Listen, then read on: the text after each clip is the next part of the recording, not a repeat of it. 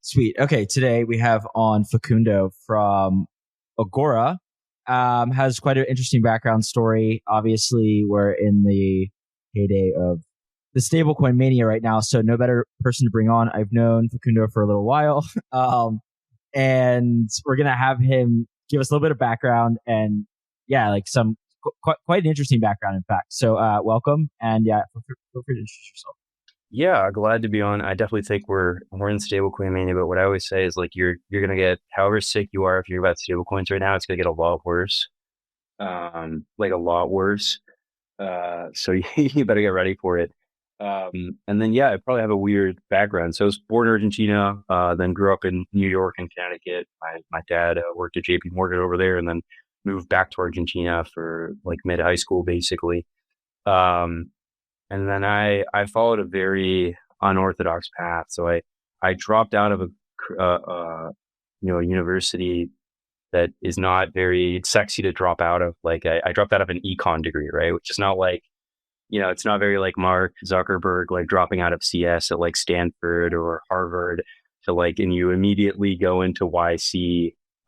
It's like very different. And I'd been working for 6 months at this point. I'd always done a lot of internships and just like, part-time work at like smaller mid-market PE shops or investment banks. I'd always really enjoyed that stuff. And I felt like I learned a lot more there than in college, actually. And so at the time I was working at this small European VC and audit shop called Zokyo. Probably biggest claim to fame is, I think, it was the second check into layer zero. So very kind of heyday, like, it was like 2020. It was a very interesting time. Things were happening very quickly. And I was just seeing all these deals all the time. It was very, very fast paced, very, very quickly moving. And it was just much more interesting than anything that I was studying. And so I kind of immediately moved towards there. I worked there for a year. Then I was briefly I got poached to go work at WorldCoin briefly. It wasn't just a good fit on an organizational level, but still a lot of people there that I love. They're great guys. And then I was kind of thinking about what I wanted to go next. Probably going back to college was kind of on the table. There was a startup that I was looking at starting. And then the other thing is, at the time, it was kind of an interesting quirk. There was a lot of usage of stablecoins and crypto in Argentina, and there had always been, because of kind of the inflationary background of Argentina. But there was absolutely no crypto law at all. Like, it was a total vacuum, and you didn't have like this SEC that had some vague rules about what is allowed and what isn't allowed, and then maybe some overstepping somewhere US. You just had nothing. There's a total vacuum. There's like very large companies that were publicly advertising, hey, come buy crypto here, the Lemons, the Repios, the Delos, the Satoshi Tangos of the world. There's huge thriving ecosystem here of different exchanges. And so I was like, wow, we probably should have a law. Like, it seems pretty bad that there's just no framework at all, right? I'm not in favor of maybe overregulation, but there should be some degree of rules to play by. And so I met up with this total genius lawyer, Stefan Gallebeck, and he actually wrote the first version of the crypto law for El Salvador back when this was a huge deal. El Salvador was kind of the only country that was moving at all in a positive direction with regards to these things. I do think it's very interesting how quickly things have changed in the past year, the past year or 2 years with regards to that stuff. And so I worked with him to create. We were looking at several South American countries, but specifically Argentina. I had like some connections in government and some political connections, et cetera. And so I started speaking to some of these connections about, hey, how can we create a crypto law? And working with Stefan, we created a first draft. Back in the time, there was actually a huge priority for crypto companies. A lot of crypto companies ringing about, okay, if the US continues to become more anti-crypto, maybe actually we'd want to go house ourselves permanently offshore and permanently move offshore. Very different time. I think that has changed very quickly. And so we have this first draft, and I think, okay, in terms of next steps, first things I should do is make sure the industry's on board with it. I'd already talked personally to some people that I knew that were involved in the writing of it and such. but I also wanted to go and actually talk with companies. And so I knew some people at Tether from some of my previous roles. And so one of the first companies, the first like big company I went to go speak to that wasn't a personal friend was Tether. And it was very fun because they didn't quite offer me a job on the spot, but they kind of offered me a job on the spot. I did have, like a team home, and then I spoke with Paulo and Claudia and the rest of the team. Had quite a few interviews, but yeah, they kind of offered me a job on the spot, which is very interesting because, it's still like 100-person company. I was one of the first country managers they hired, and I was very young compared to all the other people they were looking at hiring at the time. I think I was like 10 years younger than like the average age for that kind of role that they were looking at. And since then, I've just kind of been super focused on stablecoins. I always remember thinking that stablecoins were very, very interesting and were going to change things a lot. I think that's the perspective you get living outside the US, where money doesn't work very simply. Like it's very hard to move money. And you hear about, PayPal or Deal or Wise or whatever, it's solved money. And it's like you actually use these products from Argentina, and it isn't a great experience. It doesn't work very well. The FX is always horrible. Like the typical, one place where I was nitpick is like these people say like, there's no fees on the FX. It's like, yeah, but your FX sucks. Like the end user doesn't care, right? It's like when, I don't know, Robinhood's a great product, but like when Robinhood says, we have no fees, it's like, yeah, but I'm hanging your order books, right? And maybe your order books suck for some particular security or something. And so I just think being outside the US and it's hard for me to say early at Tether, probably in terms of, people outside of crypto, definitely early at Tether, but Tether's actually been around for a very long time, like over a decade at this point, right? I think it became interesting like in the past 4 years, I think, is when it really skyrocketed in terms of how interesting it was of business and such, and people started being a lot more aware of it. But yeah, I definitely think being outside the US and being involved in stablecoins for very long has given me kind of a unique perspective. I think one of the things I harp on a lot is that if you work in crypto at all, you're in a low information environment. And then if you work in emerging markets, you're also in a low information environment. And so what I always say is, if you're at the intersection of both of those, you're in a no information environment where like you should actively assume that any information you're seeing is like actively trying to, psyop you or convince you of something that is not necessarily true. And I think this is, like I talk about this a lot with a lot of VCs that I speak to, a lot of guys I respect. I think there's probably maximum like 1 million crypto users. And I think that's probably pretty optimistic, actually. I think probably there's like less, probably like 100,000, like the high 6 figures maybe. And so I think for some types of crypto products, that is very bearish. But for some types of crypto products, that is actually like incredibly bullish. Like for stablecoins, I think that's massively bullish. And so, yeah, that's maybe a super quick background on me, how I came to work at Tether. And then very recently I joined Agora. So I've known Nick personally for over a year and just kind of always really respected, the way he thinks about the space. I think he has a very clear thesis for where things are going to go. He reached out to me, I think, some point very early this year with like a tentative, hey, at some point, I'm probably going to hire someone in Latin America. I've hired someone in Asia. I've hired someone in Europe. We want to build an A team. What are your thoughts? We had some long conversations. I know Rob and a lot of the guys at Dragonfly very well, so they kind of spoke very highly of Nick. And so, yeah, now I've joined. I'm very glad to have joined. It's been a very fun 3 months from now. It's been very hectic. I hit the ground very, very quickly. But it's been really, really great. Yeah. Okay, going back for a second. So the initial sort of intro to Tether was because you were like this young kid writing some thought pieces with well-known lawyers. They hired you. What was your day to day? To the extent that you could talk about it, obviously. Like, but what were you doing? Like, what was your role for Tether in Argentina? Like, what does that look like in practice? Yeah, so I'd say the majority of what you did, and like you say, there's some things I can talk about, some things I can't talk about. I still have a great relationship with the team and definitely want to take care of that. What I would say is there's a lot of working with channel partners. So one of the interesting things when you work on stablecoins is that you have very little information about your actual consumers, because generally the information about your consumers is gated behind either a exchange, a VASP. I always use the legal term, so a VASP, or a wallet, or now you see these cropping up all over the place, like these stablecoin neobanks. They're basically wallets with like a credit card attached, and maybe like an ACH virtual account in the US or a virtual account in Europe. Those are growing insanely quickly. So I'd say the day-to-day included a lot of talking to channel partners and seeing how, hey, how can we help channel partners grow, finding new channel partners. A lot of what I did specifically, which is probably very unique to me as opposed to other country managers, I worked a lot on legislation. I spoke a lot with the central bank. I spoke a lot with our equivalent of, here, we have the equivalent of the SEC and the CTFC are kind of mashed up. And we have the privilege, we have a fantastic regulator there who's really, really great. And so I spoke a lot with legislators in different countries.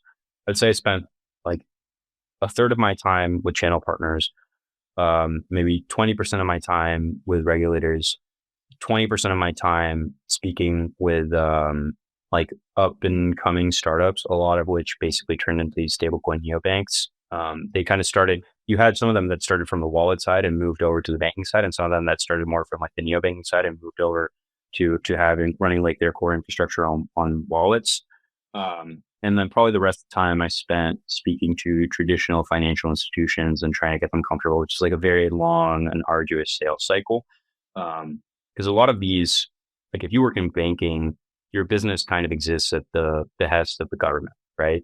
And so there's a lot of things where you need like not even a tacit, you can go, right? You need like an explicit, yeah, you can do this.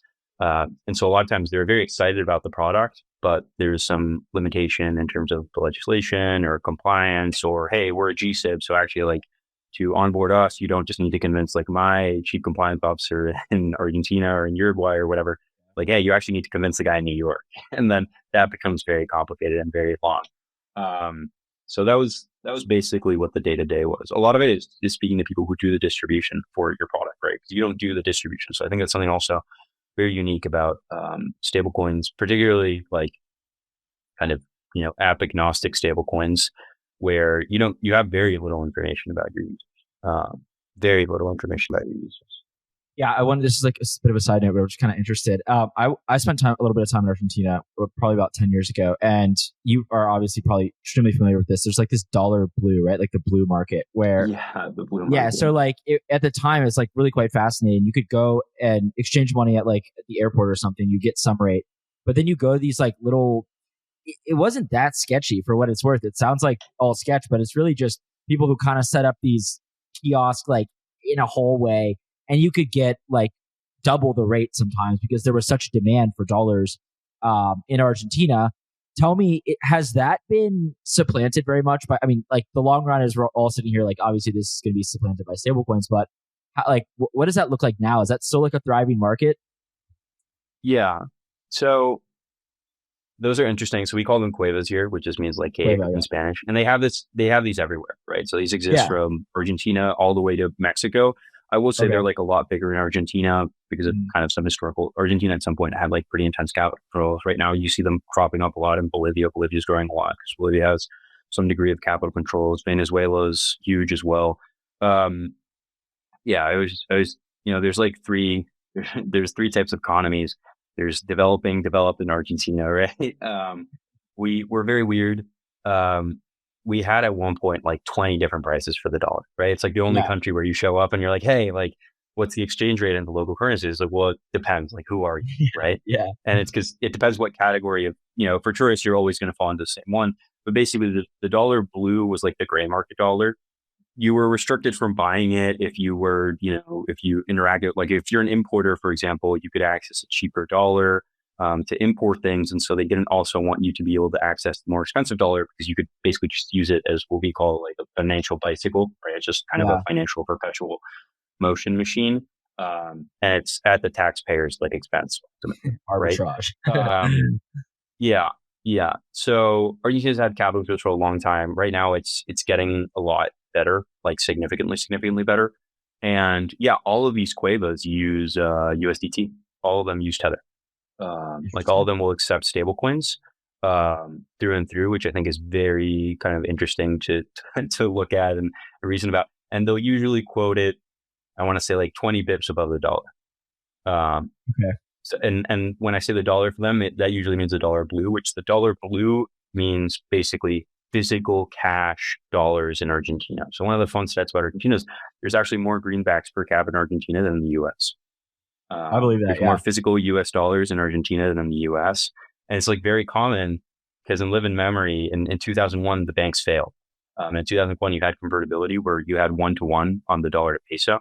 So it's very reminiscent of some of like the, rebasing stablecoins and stuff.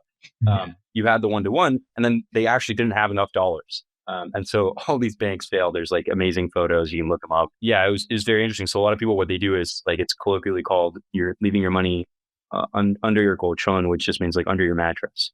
Like you literally have, and some people will literally have, it won't literally be under their mattress, but it'll be like, like a painting safe or something. And they will literally have like $50,000 cash or $100,000 cash, which is definitely very different from the US. So yeah, the Cuevas are huge here. I have a fun story. I've mentioned this to you before, but I took Rob Attic and Paul Kremsky to go check out and see a Cueva once, which is very funny. I was telling Paul, hey, this guy does your same job, which is funny. Paul's great. He's a good guy. So it's always funny to see that. And I think it's a very different experience for some of these like VCs and some of these people who are very used to, hey, like I'm working primarily with speculators, right? It's primarily speculation on that side, right? If you're at Cumberland or if you're at Dragonfly, you're investing in all these long tail things. And sometimes I suspect it feels very divorced from reality. And I think that's one of the very interesting things about Argentina. And hopefully, a lot of your viewers can come down to DevCon, which is going to be super soon. They should definitely hit me up or whatever. But one of the fun things is doing that and seeing like, oh, people actually use stablecoins. And I've met people from like C-level positions at huge banks in all of LATAM, but particularly in Argentina, that have used stablecoins. And I was like, oh, you've used oh, that's crazy. Like I never would have expected. And you speak with like an American banker or whatever, you have to actually explain it from like the very beginning through to the very end. Whereas these guys are like, yeah, I actually used them to move like mid 6 figures, like back in 2020 or something. And so that's always like very interesting, is like they understand the product and people find it very compelling. Yeah. Yeah. Going off this point, I mean, obviously the constant kind of narrative is like, of course, in the United States, you guys have Cash App, you have Venmo, you don't understand the value proposition for the third world. Okay, I say third world. Okay, I'll say Argentina here, and you can decide what world this is, right? It's definitely, I wouldn't call obviously all of Argentina is not third world, but talk to me like at being on the ground. How many people are using stable coins on a daily basis? Does everybody have a wallet? How many merchants are accepting them? Are they primarily the savings vehicles like you're talking about, replacing the safes behind the paintings? Like give me like a practical kind of like explanation of what you see on the ground and sell it to me such that, when I hear every VC and thought leader talking about how everybody, you don't get it. It's like, okay, fine. I'll talk to somebody who gets it. Like give it to me straight, at least from the Argentina perspective. So there's a lot of savings. I think also one thing Americans don't understand is it's very common. Like one of the more interesting stories, I've read some books about this, but one of the more interesting stories that happened is like the Swiss financial system got like totally decimated by the Americans. But the Americans actually don't share data with a lot of countries on who has an account in the US. And so it's very common in many Latin American and Asian countries that you actually have an account in the US that maybe has like a lot of money, like I think in the case of Argentina, it's very high numbers. A lot of these numbers are like, could be on or off by an order of magnitude because you're trying to track something that doesn't want to be tracked. And I'm always very skeptical when people are like, oh, this is how many stablecoin users there are, or this is how much fraud there is, or anything like that. I'm very skeptical about those numbers, although I think that's just kind of the way I am also, is I'm very skeptical about these things, that you can actually measure them with any degree of accuracy. But there is a lot of money that lives there. Where it is not actually very efficient for it to be in the United States, but what they want is they want it to be offshore. And so stables are a much, much, much more efficient vehicle. I would say practically everyone here in Argentina knows what a stablecoin is. Sometimes they know it as, I remember sometimes I couldn't introduce myself as working as Tether. I had to introduce myself as working at Tether because people would call it Tether. They wouldn't pronounce because the H's are silent in Spanish. So it was Tether. Or you'll say like Teters instead of saying like USDTs, they'll say Teters. They'll call them Teters. Or they'll just call it dollar crypto. It'll be like Band-Aid, where it's just like, oh yeah, that's just like the dollar crypto. And like what they actually mean is USDT. I would say a very high percentage of people, I would say anyone who has intimately worked with money movement 100% knows about stablecoins, and probably like half of those people have used stablecoins for money movement. The problem is a lot of people don't intimately interface with this. Like it's abstracted. It's like your private wealth manager, right? It's like someone who, has a high net worth individual, invests in a bunch of things, but it's actually their wealth manager who's doing all the operations for them. They're not actually moving the money themselves. It's someone else moving the money for them. And so in terms of the actual flows, it's very, very, very large for sure. It's like unfathomably when the plasma guy is like spam trillions, it is literally trillions. It is just massive, massive, massive sums of money. And then there's just so many inefficiencies, right? Like right now, the best dollar yields in Argentina, and these are subsidized, by the way, and this is not like available in retail banking, is like 3%, in terms of like money market funds. The best thing is 3%, right? With stablecoin yield farming, you can like easily hit 10 to 12% to higher, right? And you're principal protected, quote unquote. You obviously have the asterisk of like smart contract risk and et cetera. But there's a lot of ways you can protect against those things. And so it's just the opportunities are huge because the opportunity is literally just upend banking. I would say certainly outside the United States for sure. Let me take a moment to talk to you about Ellipsis Labs, a team I've known for a while building some of the most interesting products in the space. The Ellipsis team is one of the few that I can consistently point to and say, these guys really know what they're doing. They're backed by Paradigm, Electric Capital, and Han Ventures. The founders, Eugene and Jerry, have experience at Citadel, Jane Street, and the Solana Core team. Since launching their order book DEX, Phoenix, they've done over $80 billion in trading volume by making on-chain order books competitive with centralized exchanges. They are also the team behind Gavel and SolFi. I would consider them the foremost experts in crypto market microstructure. The best part is Ellipsis is hiring for New York-based engineers. Work with a small, focused team who are results-driven, collaborative, and use a modern stack. If you're an engineer who wants to work on infrastructure that's already proving itself in the market, go to ellipsislabs.xyz. Okay, now back to the show. Yeah. Okay, let's move on like a little bit to now Agora. Well, first of all, give us a pitch on Agora in general. Like, where does it position itself? And then, well, we can afterwards talk about what you do, but like explain Agora. Yeah, of course. So I'd say Agora, I would always start from like, okay, you already have a stablecoin. Like a stablecoin is a great product. And I would say what differentiates us from others, from the USDCs, USDTs of the world. So number one, I think branding is very important. As someone who sat there and I literally pitched Tether to like GSIPs and such, the branding is so important.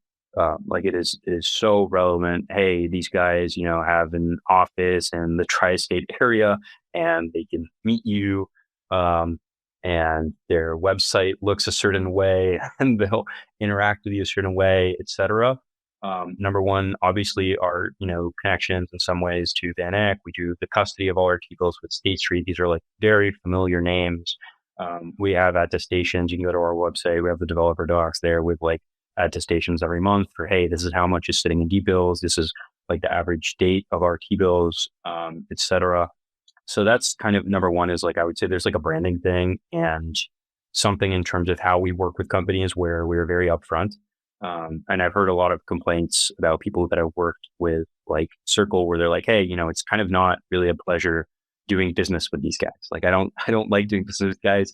They have like a ton of employees and I'm not sure why it's so difficult to do business with them. I probably have like a very extreme selection bias there, of course, having worked together for a long time and like outside of the US. So no shade to the Circle guys. I'm sure they're great.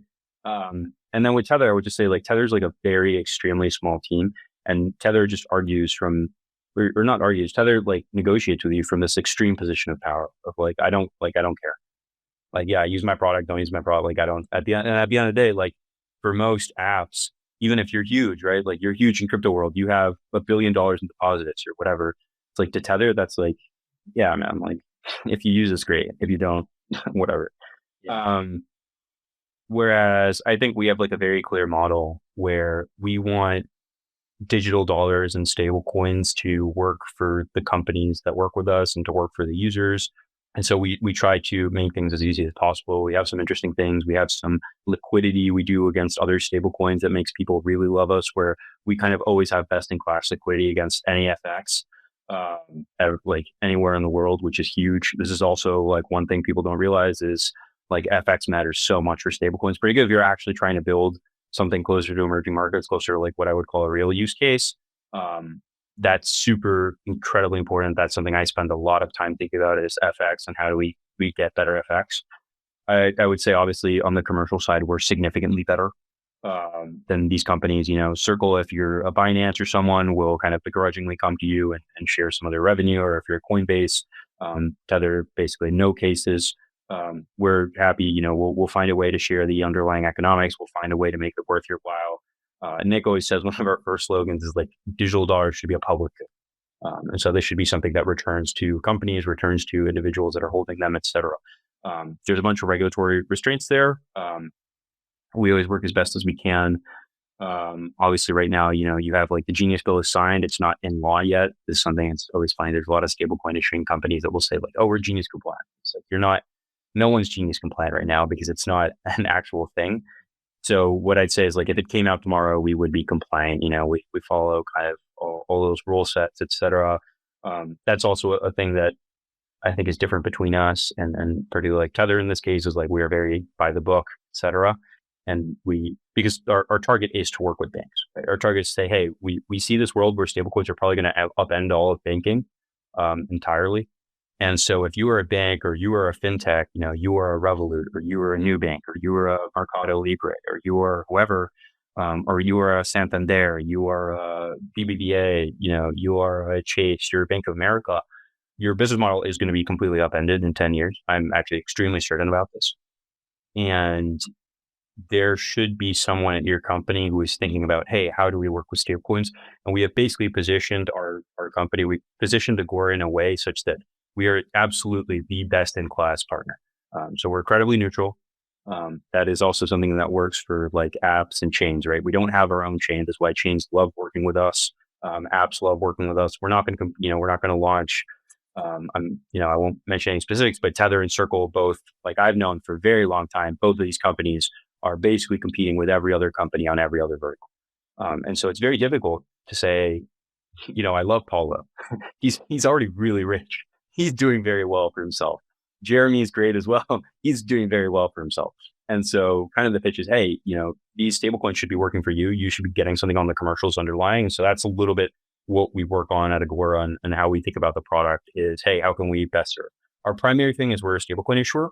We're working on kind of a set of secondary, I don't know if products is the right way to talk about it, maybe infrastructure. We have a lot of things that are very interesting there, but it's all in service of the primary thing, which is, hey, let's create a great suite for anyone to launch either their own white labeled stablecoin or to work with AUSD in a way that's compliant. And this is also one of the things is a lot of companies come in looking for a white label, and then they actually realize, oh, I didn't want a white label. What I wanted is a stablecoin that is like actively not competing with me in some other part of their business against my business, and that is returning the economics back to me as well. Yeah. Okay. So like you started off, I asked what Agora did, and then it was like it took you a little while, but I think you got there. But I just wanted to follow up. So like just very, very simply put, Agora's positioned itself such that you are essentially middleware, credibly neutral. Like you don't have any, you're not you're chain agnostic, as they say, and you are going to institutions and saying, hey, we can help you create a stablecoin. Like this is effectively the pitch. Yes, this is the pitch. But what I would say is like there are two types of customers. So one is an institution that's, a bank or a fintech, more, Web2 or whatever you want to call it, TradFi. I prefer TradFi.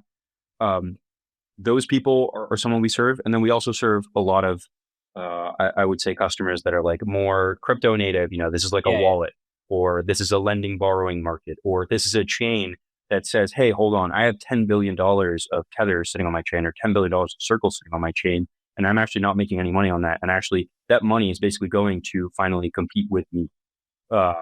And so I would say those are like kind of the two big buckets of customers we look at. But it's okay. So that makes sense. So would you say that, okay, so like Tether does not give anything back. And like you said, they have enough power such that they can just say, we don't want to do business with you. There's this interesting piece, I don't know if you read it, by Nick Carter, who's long, like, one of the kind of like stablecoin gurus. So typically I read his stuff. He is kind of making the claim that the stablecoin market is no longer going to be sort of this duopoly. And I think that Agora is like a prime example of, competition coming in and saying, look, like Tether, you've had this monopoly for so long. And indeed, they built some like massive network effects and truly like a name brand there. Do you see like the Tether monopoly cabal being disintermediated? Do you see the future being such that there's going to be all of these competing stablecoins and returning yield to somebody else that's not just purely Tether is going to be sort of like the future? And I mean, I assume in many ways Agora is built on that premise, so that makes sense, but I'm kind of curious, like, your thoughts. Yeah. So I would say the Tether team was like very brilliant and they saw a lot of these things ahead of time. I certainly don't think that the actual amount of Tether that is emitted is going to go down. I think it's going to keep going up. I think what's going to happen is you will have a lot of crypto native companies, and you already have this, right? A lot of crypto native companies looking at Tether, looking at Circle, looking at their stablecoins and saying, hey, it is not that difficult to imagine a stablecoin that better serves me. And that's where, hey, AUSD comes in or a white label comes in. And then you have the institutions on the other side that's where you have like trillions of dollars in deposits. And that is where the numbers actually become astronomically large. And when I think about, hey, what is compelling to me about Agora? What is compelling to me about this move, et cetera? It is bringing like those flows and those deposits, that stock of dollars basically onto stablecoins and onto rails that are more efficient and better. Yeah, I would definitely say what is different about Tether, and here Nick's great. He puts out some really great research. I have maybe some specific points I disagree with him sometimes in terms of like the minutiae of the data. It's really kind of nitpicky. But like I remember one of the stablecoin reports, like Argentina was listed, and it was like 80% of transactions in Argentina are done against Circle. And just like that is just not true. I would say anywhere below Mexico, 90%, if not more than 90% of transactions are done between Tether and the local currency. This has always been my assumption as well. Like, and like this report, and to be fair, he like very clearly labels his data, and it's like, yeah, there are limitations with the data, etc. So he's always very honest, and like the PZ he puts out are great, super well researched, like very concise, look very good. But I have some qualms with the data there. I just don't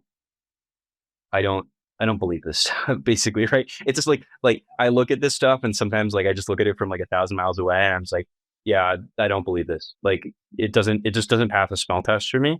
And I think what Tether has really built that is like very great is over time they've managed to build a last mile market that is super, super competitive. And that is very difficult to supplant. Yeah. That last mile, right? That like you're in Uganda and you see a little sticker that says like USDT accepted here. Like that is incredibly difficult to compete with, and very impressively well done. I mean, so I don't think the amount of sorry. Quickly on that note, like I guess what would you say to the notion that at least from a consumer, like this last mile, sort of like that part of the market specifically, has Tether reached kind of escape velocity in that sense? Yeah, I think in that sense, Tether has kind of reached escape velocity in the same way that like Western Union is still a product, right? Like, I know. Western Union probably, I would not be surprised if Western Union's like revenues go up every quarter still, right? As like someone who's trying to build the cutting edge, it's like not super impressive or compelling, but like these companies will keep growing. And I certainly think Tether's like very far away from not growing. Again, they're like a fantastic, super brilliant company. I just think that the position they are in is not so favorable for companies that are working with them. And a lot of the companies that are working with them are starting to think about their business model. Right? As you're starting to mature, it's also like a thing where a lot of these companies got funded in like 2020, 2022, 2021. And so by now they have to start thinking about how they're turning a profit. And so that means in a lot of cases, like, hey, either you increase the fees or, hey, hold on, we have like this risk-free rate. We have, I don't know, $1 billion in stables. This thing actually changed a lot. If you have $10 billion in stables on your chain, that is basically $400 million you're throwing into the trash every year that you don't work with Agora, right? Like it's a lot of money. And in some of these chains cases, that is like their entire treasury. And that's a per annum flow, right? So it's like incredibly significant and large. Yeah. You're going to work with all these partners. Let's say you 5 years from now, you have, we won't call them necessarily white labeled, but let's say like stable coins from all of these banks. You have Goldman and JP Morgan and Santander and all of these banks around the world. What do you think about this idea that everyone's going to have their own stablecoin that's going to be a massive pain to consolidate? And is Goldman going to honor their $1 the same way they honor some, Barclays $1? And when we start, hopping borders, how do you view this kind of notion of like, okay, we've now refragmented. Maybe they're on more efficient rails, but we have some like similar kind of annoyances. Yeah, I think in some ways it's definitely going to happen. I think there's going to be a lot of middleware companies that abstract this away and then have relations with a lot of those issuers. I think a lot of those people are going to be using like Agora on the back end. And so although like it'll be a different bucket, it'll be the same blend of assets. And so it'll be very easy. I think that's a very interesting world, right? It's like no one wants to get basically liquidated by inflation anymore. And so to a lot of people, the risk-free rate becomes like, hey, this is like the minimum I need to be getting, or like a little bit under the risk-free rate, right? After like some intermediaries. And so I think that's going to be kind of a very interesting world. In like a lot of ways, the economist in me is like, thinks that's super interesting, right? Because it's a world where like you stop having different fiscal and monetary policy and it all just becomes the same, because if your whole money supply becomes stable and that's all sitting in T-bills, what happens then? Like, does the Fed start saying actually... Yeah, it's like all the dollars are staked. It's exactly like that. It's like, what if we all start staking and then we all start using, and then like it's not really rehypothecation. But yeah, go on. Yeah, well, it's not so much like it's very clear where the yield comes from in this case, because it's like government spending and government borrowing. That's very clear to me. What is not clear and what I think is super interesting is also like what's going to happen to these banks. And one of the things I think about a lot, I think the banks. And I think a lot of the C-level at large banks, and particularly like some of these regional banks, they won't say this, but I think their actions show their revealed preferences show very clearly that this is the way they think about their company. They no longer think of themselves as a business. They think of themselves as a walking balance sheet that they can scrape a few bips off of the lend and the borrow difference. Yep. And I think banks will move in this direction. Like if I was starting a stablecoin neobank right now, I would be thinking a lot about kind of 2-3 years from now, I'm going to acquire a lot of young consumers. Like this is something I see a lot too. It's like my grandfather probably gets like a significantly worse deal from his bank than I do, right? He has like a farm. And so he has like some financial instruments tied up with a farm and this and that. And the other. He probably gets like a significantly worse like native yield on whatever, he's holding in his bank, like significantly worse UX. They probably hit him with a bunch of hidden fees, et cetera. He gets less cash back, et cetera. But like he's going to stay at that institution, right? He's 80 years old. He's not going to. Yeah. He's not like shopping. Like I do it for fun. I'm like a psychopath. I like will try out the newest stablecoin neobank that comes out every week. I have my like Apple Wallet. Looks like a disaster. There's just like a million cards there. What I'll say is, I think the problem is these stablecoin neobanks don't have the balance sheet to go out and lend. And one thing that I think is super interesting and where there isn't a lot of differentiation yet is, hey, I actually have like data from very young, probably disproportionately high and earning users. So like these are some of the most compelling people to give loans to, and they're like coming into their 30s and 40s. They probably want to buy a house, which is like the primary financial instrument or product that most people interact with these things for. And it's like, okay, now actually what like you're going to become a credit origination place. And like maybe a lot of the way you make your money is you go talk to some bank, you say, hey, like you guys have $100 billion you want to ship into mortgages. I have a portfolio of, 100,000 users.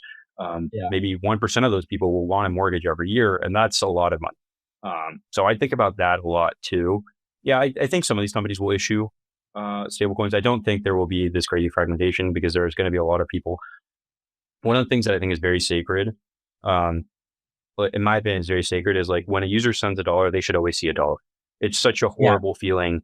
It's such a horrible, like you should, as a stablecoin in your bank, you should do everything in your power to make like lose money on it. I don't care. It's so important that when a user sends $1 in, they should see $1 in. It's actually like the most important thing ever.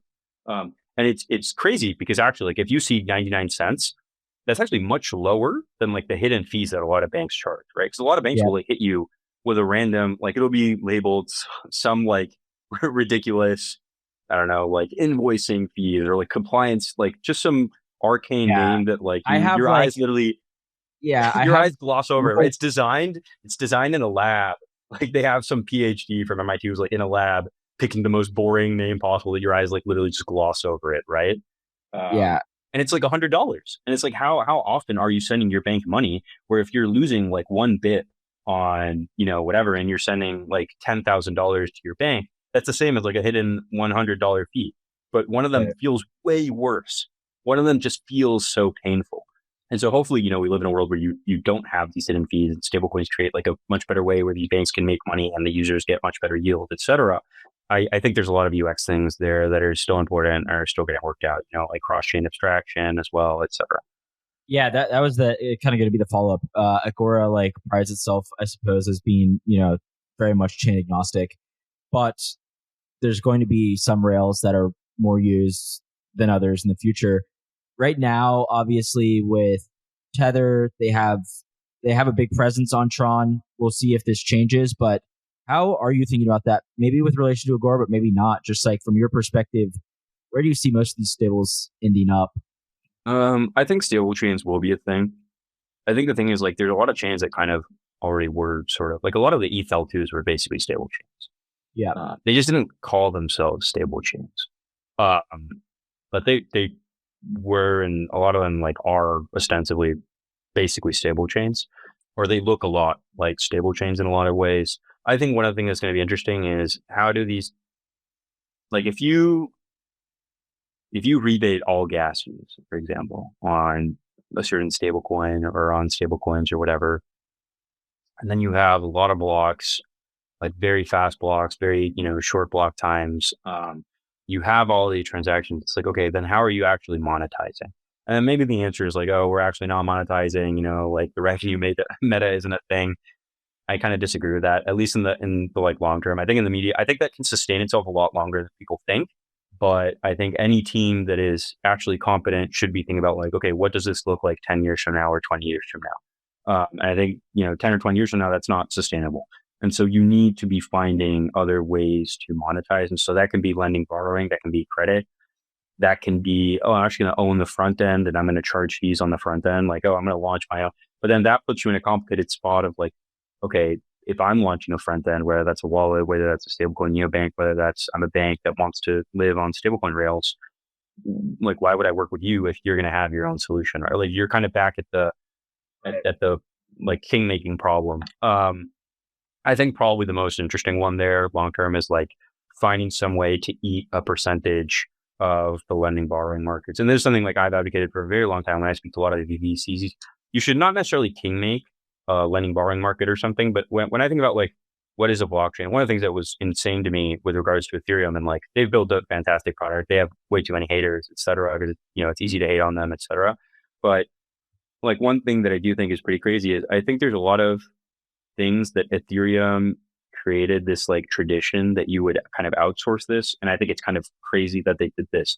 Like it is insane to me that there is not a default. Here, I'll do an analogy like Costco, right? Like you walk into Costco and they have their water brand. It's not the only water brand. They don't give it like crazy advantages, but they have a water brand that is like their water brand, because the core value of going to Costco is like you can buy something to drink there. And so they're like, hey, like we will make sure you at least have like Costco water, right? Like there will at least be something.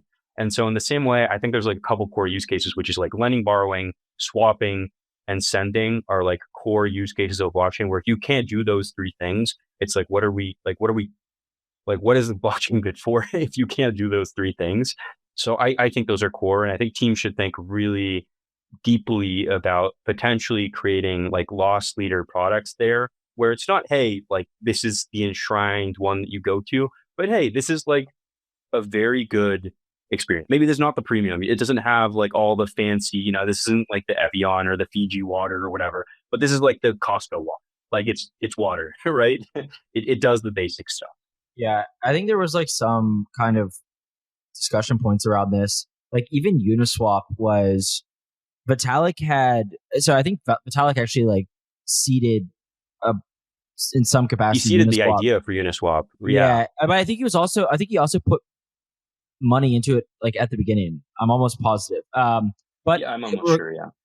So, but like, regardless, when he first talked about AMMs, he was talking about an enshrined version because I think he saw the writing on the wall, like what you're talking about, which is that maybe there should be some enshrined looking apps. And I don't know, I mean, this hasn't really played out as, expected, but now we do see this much more. Like the most recent and obvious example, which, sorry for your loss, was the Hyperliquid, stablecoin market. I don't know. Do you have any thoughts on that, by the way? I think Hyperliquid was fun. I think there's a lot of like behind the scenes stuff on Hyperliquid that I can't get into. Yeah, of course. I don't think it's not some crazy secret.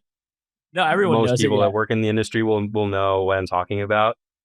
Hyperliquid was like great for us. Like you have no idea how much inbound we got after Hyperliquid because there's so many I won't say any name and names because I don't want to embarrass them. But there's all these people that I've been bothering for like years and years and been like it doesn't seem like you're thinking deeply about stablecoins, and it seems like they're a core part of your use case, and you're not thinking about them because it's not like where quote unquote the meta is right now. And then like since I joined Agora, I was like talking to and bothering a lot of people like, hey, you should think about how can Agora work with your chain? How can Agora work with your protocol? How can Agora work with whatever? And there was just no interest until the Hyperliquid thing. The Hyperliquid thing made it huge because it just became like the thing that people talked about. This is also somewhere where like I believe in a lot of maybe like unorthodox thing. I think economists like fetishize this idea of the market. And it's like very often the market is just like 200 guys and like we all know each other and we all like hang out at the same parties and we all know the same, like we're all in the same mix of, we always talk like the same mix of like, 100 group chats that are like permutations that are slightly different of the same 50 people. And so I think that's one of the ways that markets can be like very rational is because you think about like this idea of like disinterested, totally independent, and that's just not real. That doesn't exist in any market. That's not a thing. That like lives on blackboards and basically nowhere else. And so, Hyperliquid was great for us. That was like one of the best things ever because so many companies started to like, oh, wow, like this is actually like a significantly, like this is a great deal. And this is like maybe equivalent to like our entire revenue or like multiple times. Like if I extrapolate this deal to our chain, hey, this would be like our number one source of revenue. This would completely change our valuation, what we look like, how much money we make. Have you ever talked about DATs in this context? In the context of this? This is like maybe a spin on the, everyone was talking about DATs. I kept thinking, sorry for bringing DATs back. Yeah. I don't think DATs are very interesting. I think I was like very sick about hearing about them on every podcast, but I think one of the places where they are interesting and no one is thinking about them is like the way I think about DATs is DATs are like a coordinated mechanism for holders for like a token, right? It's like, oh, we all invested in Avalanche or we all invested in, Story or we all invested in Hyper, whatever we invested in or Solana, we all invested in this like X years ago. And in some ways, they're kind of a vehicle for all of these people who are very bought into this to say, hey, we're actually all going to like lock it up again, right? And we're all going to coordinate. None of us are going to sell it. We're all going to keep holding it. And like, hopefully some people come from the stock market and buy some more of this and it keeps going up. That would be great. And, whoever's running it gets some management fees, et cetera, gets to skim a little bit off the top. The lending borrowing stuff is fun. That's obviously better than like just holding tokens. Again, with like the very big asterisk of smart contract risk, because principal risk is like a huge problem that people don't think about a lot of times. One of the places where I think DATs are very interesting that no one has like discussed publicly is there are these huge vehicles of coordinated capital. And so they can pressure a protocol. Like if you say you're a chain and you have this huge DAT that has like, I don't know, 20% of all your tokens or like all your big players are bought into that vehicle. You guys can go and be like, hey, we want to farm this protocol, but we will only farm this protocol if you actually use AUSD. So we're seeing the economics on the stablecoins. And then it's like to the protocol, this also solves the liquidity problem because you have like one big customer that is asking you, hey, I want AUSD or I want a better stablecoin. And then this can become like a fee switch where maybe, the proceeds from this are buying back the token or like eventually they will buy back the token, maybe not in the short term. I also think there's some weird dynamics around like token buybacks in crypto where we've talked about this before. Like it's kind of like that meme of like the midwit, right? Where it's like at the very right end, you have like, actually crypto's like a growth business. And so we all think the space is going to like multiply by whatever order of magnitude in the coming years. And so buybacks don't make sense. Buybacks are something like Coca-Cola does, right? Like a mature company does. Like an Apple in the first 10 years it's not economically optimal for these companies to do buybacks. It doesn't make, because you should think that your rate of return of capital is going to be significantly higher than the rest of the market. You're in a growth industry. That said, it is interesting that in crypto, you have these cases where you have like dual class equity structures. I won't mention any specifics, but like you have a lot of like things that look like dual class equities, or, you know, where it's not clear where the value accrual is going to land. And so token buybacks are like the midway option, where they're actually great because they demonstrate that like the team does actually think that like in the long term, there is some connection between the revenue and the actual like these tokens. So that's interesting thing. But yeah, I think the DATs, I think no one has thought about the DATs that way, and that's like one of the places where it's actually this is like much more sophisticated and like forward thinking. I think most people are just like, oh, nice, like this is a vehicle like for massive, retail. Like hopefully retail exactly, buys this. Yeah, a massive. hopefully some dentist in Oklahoma buys Exactly. a lot of this. One of Doug's friends. Yeah, it's like, oh, that's a good one. Yeah. Okay, so but my thing is like with the buybacks, and I completely agree. It is a growth industry, and I wholeheartedly agree that like buybacks are, you know, if you they're can't theoretically suboptimal, right? oh, for Theoretically, sure. No, certainly. a buyback is very suboptimal. I think the thing like with hype, I've said this before now, and I think a lot of people can recognize it's like with hype, it was just so powerful that there was a protocol willing to show that it could make money. Like there was a business model there. We charge fees for people to trade perps, and we use those fees to buy it back. And it was like, for, you know, this just goes to show the nascency and kind of unsophistication of crypto. It was so empowering to people, like, whoa, like this thing can make money. So yeah, it was mind boggling because nobody had thought that anything could make money. So like in one hand, I wholeheartedly agree. And like, I would say the vast majority of protocols should not look to buybacks. It's just like, oh my God, there's proof of potential profit. And that's what like really kicks out of that flywheel. Well, Amazon did this a lot. This is something like profit is kind of similar to this in like backing, you look at like '01 and like early days of like the .com, you know, boom. Amazon did this where Amazon would lose money, and like it's economically optimal to lose money. They still don't pay a dividend, you know? Yeah. But one of the things that they did is they actually brought themselves to break even, and then they would lose money again. And then they would bring themselves back to break even to prove to investors, hey, we can actually break even on this. But we think that economic, and so that's like going back to the midwit and being like, hey, I can do a token buy. Like I can do it. Exactly. I won't just rip you off forever. You know, all the revenue is not going to go to some random entity that is in like Cayman, or you don't understand. It's very difficult to understand. Like there is a mechanism for the token to make money. The token will make money. That said, I understand that today that is not the best way. So I'll demonstrate to you, I can do this. I can turn this on, and I will turn this on. My interests are aligned with you. I'm holding the token. I'm not holding some equity in some crazy, you know, whatever. But it is actually economically optimal for me to lose money. It is actually economically optimal for me to leave the fee switch off. Like that is very optimal for me. And yeah, I think that's one of the things. I think all of the DAT companies should absolutely come and talk to someone like Agora and say, hey, how can I pressure, like, how can I talk to these lending borrowing markets? How can I talk to the biggest stablecoin neobanks? How can I talk to every app that holds a lot of float of stablecoins or holds a lot of stables or, you know, interacts a lot with stables? Say, hey, I'm a coordinated pool of capital. I can change the economics for your business. You have a liquidity problem where, like, if each of the individual actors that's in my DAT individually came to you and said, hey, we'd love to, you know, like see how we can integrate Agora, maybe it's not so interesting because like you start fragmenting liquidity, and we have a lot of solutions for that. I won't go into the specifics, but there's a lot of ways you can solve for that, and that becomes not a concern basically. But it's so much easier when it's like, hey, we have this much of the, you know, network token that represents like a massive sum. We would instantly rocket you to the top of like the leaderboards. The one thing we need is we need this. Like we need this one thing. We need you to use a stablecoin that returns value to the ecosystem. We need you to use this white label. And so that's something that I think is actually interesting about DATs. And like, yeah, you're probably right. I mean, I'd like to think some of these guys are super smart and they have thought about it. And a lot of them like have thought about it, but aren't implementing it yet.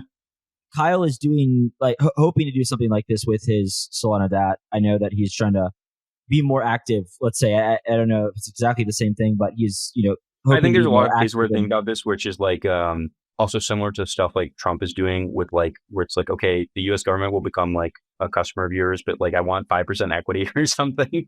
Yeah. Those are also interesting. I think that's also like an interesting thing you can do. That's like a very real thing you can do. The stablecoin thing is so nice because it's just a win-win. You're like, the protocol doesn't lose. It's literally just a win-win, right? And so that's what's so compelling about it. And it's often a win-win, not just on the commercials, but like other things that we do where it's the same thing. Like you have these first generation stablecoins, and again, they're great. I super respect these teams, but there's a lot of ways in which the experience, either for the customer or for the brands in the middle or whatever, is not an optimal. It's not a great experience. And beyond the better commercials we have, beyond the like better technology, beyond the branding, and we custody it this way, it's super secure. It's also just like a lot of our focus is spent on, we want to make it a pleasure to work with us. And it is like, I will hold your team's hand down the road as like they go to do this stuff, which is very different from what I hear from the experience of working with other stablecoin issuers. It's just like, this is an unpleasant experience. Hey, Will here with Blockspace Media. Did you know that we have individual feeds for all our shows? If you're watching the Mining Pod, Bitcoin Season 2, or the Court Show, be sure to check out the individual feeds. You can find them on your podcast player of choice, whether that be Spotify, Apple, YouTube, etc. Just type in Blockspace Media and you'll find all our shows pop up, or just type in the individual show name like the Mining Pod or Bitcoin Season 2. Be sure to hit that subscribe and give us a 5-star rating so we can continue to bring you the best content in Bitcoin. That checks out. Okay, I have one last question. Is there anything you wanted to talk about? Feel free. You should definitely come to Buenos Aires. I know it's going to be Buenos Aires. You should definitely go try to Cueva, actually see what it's like. I've had some pretty crazy experiences. When I worked at Tether, this may be a fun one. I'll say one quick anecdote. I had a missionary come up to me, like this guy who did missions down in Africa, come up to me. I won't say where, but he came up to me and actually got on his knees in front of me and thanked me for working at Tether, because he was like, during the pandemic, I had no way of getting money. And he was like, I actually didn't have money for food, and stablecoins got me money for food. And that was an insane, I talk to this guy still. That was an insane experience to me. Yeah, I think that stuff really like brings you down to earth. It's like, okay, that's actually like, that's crazy. Because we spent all day like talking about, like capital efficiency and whatever. And so it was a very enlightening experience to have like some guy be like, oh, like you're the reason I was able to like buy food for like a year. That was pretty insane. Yeah. Okay. The last question was, how do you feel about Milei?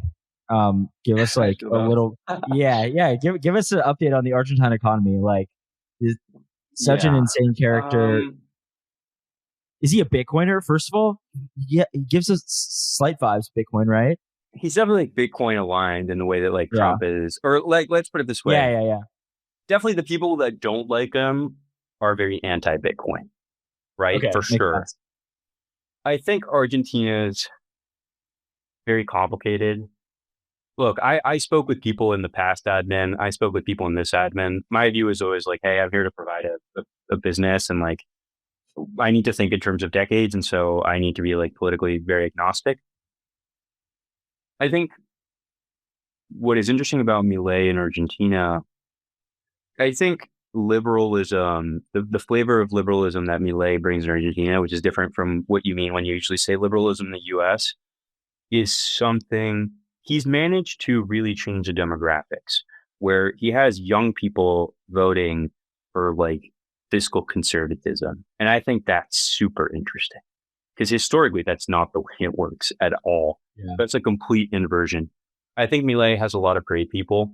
You know, anyone who looks this up will know this. My father works at the central bank. Okay. And so in Argentina? I assume you knew that. I think we talked about this one or twice. Maybe it fallen out of right.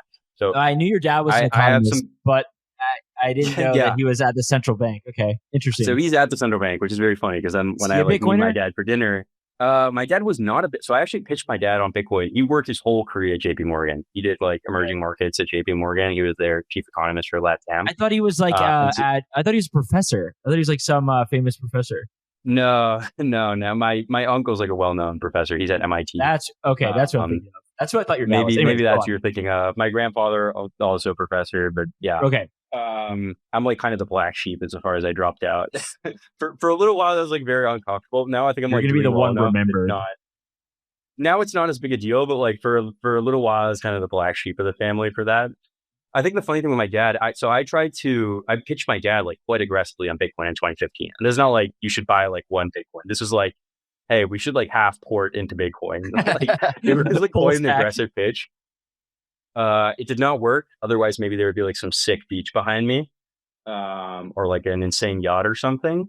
I always think you should pitch your dad like one or two things. And if it works great, you should never pitch him anything again. So you can always hold it over him.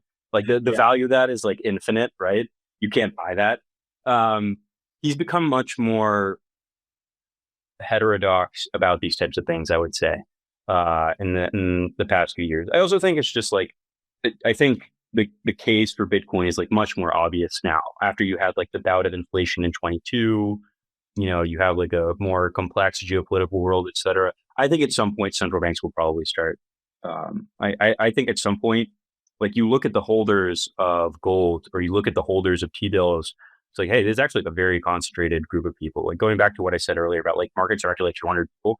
Like the people who can make these calls all over the world are actually like 200 people or 300 people. And it's like, what happens? Like we saw it happen with El Salvador. I think El Salvador is a very weird case where it didn't cause like a preference cascade in a way that you might have expected because of this weird case. But it's like, what happens if a G20, like what happens tomorrow if like France, like just to throw a name out there, like a G8 or G10 economy is like, yeah, actually, we just bought like $10 billion of Bitcoin. Like, I actually think the price might go crazy. And so this is why I have a lot of people who are like, yeah, this feels toppy right here. Like, I think we're going to retest 117. It's like, dude, what if tomorrow the UK just says, yeah, we actually just bought like $100 billion worth of Bitcoin? Like, yeah, I actually think the price might go astronomical, like overnight. I completely agree and I think that this is something that like, it's so annoying because you hear this from these insane Bitcoiners who are just like absolutely in this like cult mindset. And it's annoying because I think they are correct in that they constantly say this, the game theory, right? But I think you're spot on that if one large nation state announces a massive one like established buy, quote unquote normal nation state does it changes everything like overnight. 100%, yeah, 100% agree. It's so literally like in the span of a week, I can imagine a 10x. And like when you talk about a 10x in Bitcoin, this is like $1 trillion. This is $1 trillion asset, right? Yeah, but I think you could actually have like a 10 trillion inflow into Bitcoin in the span of like a month or something. You could have insane. I always joked Tether's like a very Bitcoiner company. And I think certainly WorldCoin that I was at, or like some of these other companies were like more Ethereum. I was joking, I was the most Bitcoiner guy at some of these like non-Bitcoiner companies. I was probably like the least Bitcoiner guy at for what it's worth. Like certainly, I'm also one of the only people who like works in this industry. I don't look at the prices at all. I don't know if you've noticed that some of the group chats we're in, like I will not like if someone will mention to me on the price, I'm like, oh, what? Like Bitcoin's at whoa, sick, man, like epic. And it's like maybe it's literally like a 30% move from the last time I looked at the price. I don't like Bitcoin to me is one of those things where like if you're trading Bitcoin, you have like if you're a full-time trader and this is what you do, great. If you're not a full-time trader and you are like thinking about the price, I actually think like you should probably like reduce your Bitcoin ports like 50% and then just sit there and like not think about it. You should probably like think about some of the lending borrowing markets for Bitcoin. I think that's super interesting right now. Also like whenever you can get like a VC subsidized like interest rate, you should probably jump at that in general. Again, with the really big asterisk of smart contract risk, you should always be like very, very careful about that. But there's a huge thing there. Yeah, maybe that's what I'll leave it on. I definitely think you should absolutely hold like some small amount of Bitcoin. I do think it still has like a exponentiality to it, just because the Lindy effect, it's the first one, etc. there's just so many things for Bitcoin that I think make it super compelling. And then like there's just the generational trade as well, right? Like boomers, I just think like the most interesting and most obvious trade of the next 10 years that no one has priced is like the gold, like short gold on Bitcoin. It's like the most obvious trade of all time, I think. And in the short term, will you have like painful blips like this past year or whatever? For sure. But like who is buying, like the median buyer of gold is like my grandfather. I hope my grandfather gets to see great grandchildren, et cetera. Like I'm working on it. But like at some point, like ashes to ashes, dust onto dust. And like, what am I going to do with my money? I'm not going to buy as much gold as him for sure. And like the median person in my generation is not going to buy as much gold. So I'm very long-term long Bitcoin. I'm very long-term long, like coordinated capital that looks at stablecoins deeply. And the other thing I'm very long is like non-vertically integrated companies. I think one of the interesting things about crypto is like it allows for non-vertically integrated companies to compete in a way that wasn't previously possible. Where if you look at like historically, most companies are very vertically integrated, particularly like financial companies. Yeah. Like the same company that does your banking will do your credit card and will do your mortgage and will do your thing. And I think one of the interesting things is that I think that's something we enable super hard, right? Also by being credibly neutral, by saying, hey, we're not launching a chain, we're not launching this or that or whatever. And I think that's a huge value point we have. But yeah, I don't know if you have any other questions. It was great to be on. Yeah, this has been fantastic. We also got to cover like a bunch. I thought it was really good. We got to hop around a lot. Yeah, I hope it was not just stable coins. I always try to keep it a little more generic and general.